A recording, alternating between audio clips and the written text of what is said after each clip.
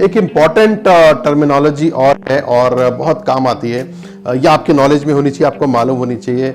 जब आप डेवलपर के पास जाएंगे या बात करेंगे, प्रोजेक्ट को समझेंगे, अंडरस्टैंड करेंगे, तो FAR and FSI, FAR floor area ratio और FSI फ्लोर स्पेस इंडेक्स।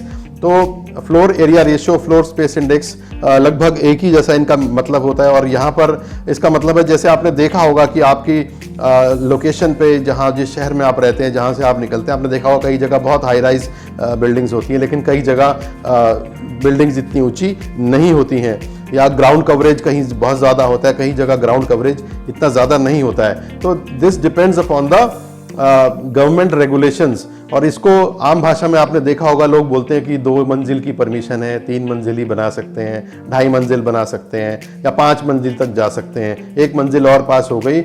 ये FAR FSI की वजह से होता है कि आप किसी भी प्लॉट का कितना एरिया कवर कर सकते हैं और कितने हाइट तक जा सकते हैं, कितना आप उसको बना सकते हैं। ये कौन डिसाइड करता है? गवर्नमेंट अथॉरिटीज़ डिसाइड करती हैं। कैसे डिसाइड करती हैं? बहुत सारे फैक्टर्स होते हैं। कुछ एक फैक्टर्स मैं बता देता हूं कि मान लीजिए वाटर लेवल क्या है एरिया का, कनेक्टिविटी क्या है, रोड्स की स्थिति क्या है, कितना उस लोकेशन पे कितने लोगों को बसा सकते हैं, ये रिसर्च वो करते हैं। उसके बाद फ्लोर एरिया रेशियो को या तो बरकरार रखते हैं, कम रखते हैं, ज़्यादा रखते हैं।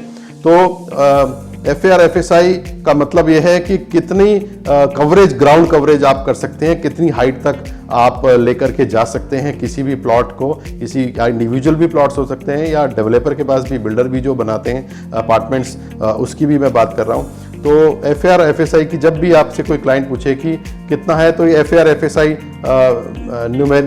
नंबर्स में होता है कि कहीं पे FSI आपको 2 होगा, कहीं 3 होगा, और उसके हिसाब से ही उस लोकेशन पे कितनी हाइट आप बना सकते हैं, कितना एरिया कवर कर सकते हैं, ये आप डिसाइड करते हैं। अथॉरिटीज इसको आपको बताती हैं। तो ये था हमारा FAR FSI के बारे में। बढ़ते हैं अगले सेगमेंट की ओर जल्दी से।